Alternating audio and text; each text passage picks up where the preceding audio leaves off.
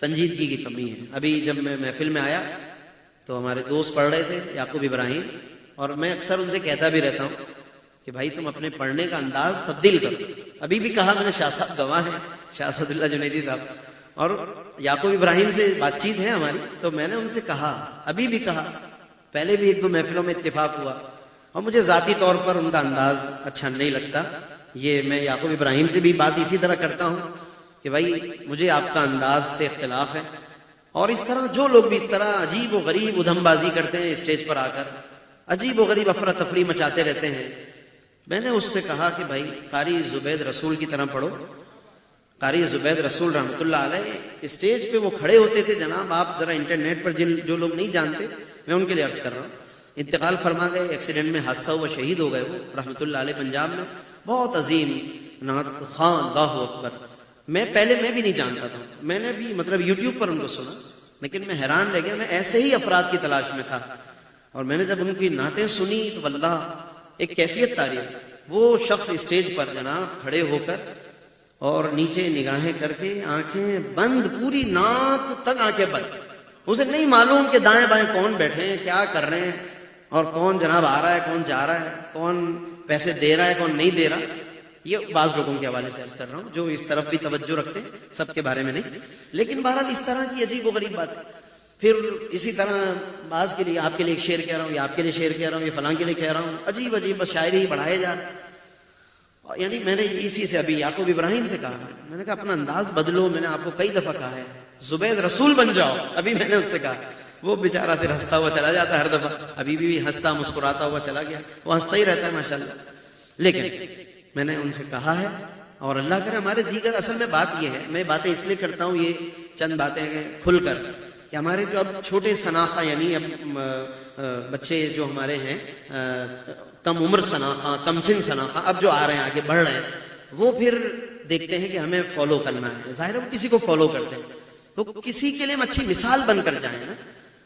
اب ہمارے مرحوم ذوالفقار علی حسینی تھے ماشاءاللہ، کیا خوبصورت پڑھتے تھے.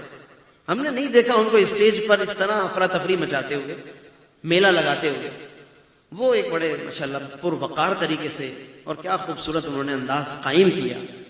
تو آج ہمیں ان طریقوں کو، اور اتفاق سے میں نے جو مثالیں دی ہیں اس وقت، مرحومین کی مثالیں دی ہیں، خاص طور پر جو موجودین ہیں، میں ان کی اس لیے نہیں دے رہا ہوں اچھوں کی کہ پھر ایک کی دی جائے تو دوسرے بھی زندہ ہیں نا، تو مجھے بھی فون کریں گے کہ میرا نام کیوں نہیں لیا آپ نے تقریباً، میں بھی تو اچھا پڑھتا ہوں، آپ نے میرا حوالہ لوگوں کو کیوں نہیں دیا. تو زندوں کی میں مثالیں نہیں دے رہا ہوں. ریحان بھائی سے پہلے ہی معذرت کر لیتا ہوں تاکہ مجھے یہ زندہ جو شناخواں ہیں، اللہ ان کی زندگیوں میں برکتیں دے، یہ مجھے کچھ نہ کہیں. تو میں مرحومین کی مثالیں دے رہا ہوں، اور اللہ اکبر کیا خوبصورت مثالیں یہ لوگ قائم کر کے گئے. تو اب جو کم سن شناخواں ہیں، جو فالو کرتے ہیں، یہ ان کے لیے اچھی مثالیں چھوڑ کر جائیے. اور جو ابھی کچھ میں دیکھ رہا تھا، جس طرح سب کچھ ہو رہا تھا، یہ میں جیسے ہی پہنچا تو ہمارے یعقوب بھائی کو اور وجد آ گیا، وہ کھڑے ہی ہو گئے بھائی، اور پھر ان کی وہ نعت مکمل ہی نہیں ہو کے دے رہی تھی. حاضری مکمل بھی کہہ رہے تھے اور پھر بھی مکمل نہیں کر پا رہے تھے وہ. اور پھر کچھ ہمارے لوگ بھی مسلسل ظاہر ہے کہ حوصلہ افزائیاں کر رہے تھے، اسٹیج سے بھی اور نیچے سے بھی. تو مزید یہ چیزیں پھر محفل میں بڑھتی رہتی. عوام کی بھی ذمہ داری، اسٹیج پر جو خصوصاً شخصیات ہوں ان کی بھی ذمہ داری ہے کہ ایسی چیزوں کی حوصلہ افزائی مت کیجیے. آپ ان چیزوں کو پروموٹ کریں. منتظمین کی بھی ایسے ثناخانوں کو زیادہ بلائیے، یا جنہیں بھی بلائیں ان کو بھی کچھ پابند کیجیے کہ آپ نے خاص ایک رکھ رکھاؤ کے ساتھ خاص ایک پروقار طریقے سے پڑھنی ہے. یہی ہمارے بہت سے شناخواں ہیں. ایک خاص مختلف سیکیورٹی اداروں میں جب جاتے ہیں، بڑی بڑی محفلیں ہوتی ہیں، نیوی میں چلے جائیے آپ، آرمی میں چلے جائیے آپ، وہاں پر یہ ادھم بازیاں کچھ نہیں کی جاتی، نہ کرنے دیتے ہیں وہ.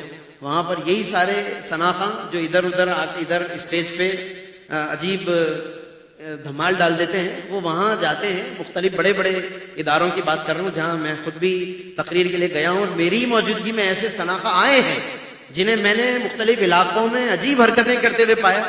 مگر جب یہ باقاعدہ پروقار اداروں میں جاتے ہیں تو وہاں پر ماشاءاللہ بڑے سلیقہ اور ادب کی تصویر بن جاتے ہیں. میں کہتا ہوں کہ ادب حضور کے لیے کیجیے، آپ سیکیورٹی اداروں کی وجہ سے نہیں، آپ پھر ہر جگہ وہ ادب کیجیے. ہر جگہ ایک جگہ ٹھہر کر اور تسلی سے سر جھکا کر اور پورے احترام و اہتمام سے پڑھیے، تلاوت کیجیے یا نعت پڑھیے. مائک کا بے تحاشا استعمال. ابھی ہمارے یعقوب بھائی بھی بہت استعمال کر رہے تھے. اس میں گھس کر پڑھنے کی عادتیں بن گئی ہماری. اس میں میرے دوست ہیں وہ آپ اس میں کچھ نہ بولیے. ہمارے ریحان بھائی کچھ کہہ رہے ہیں, میں نے کہا نہیں میرے دوست ہیں وہ, اور ہم اپنے دوستوں کے بارے میں کہہ سکتے ہیں.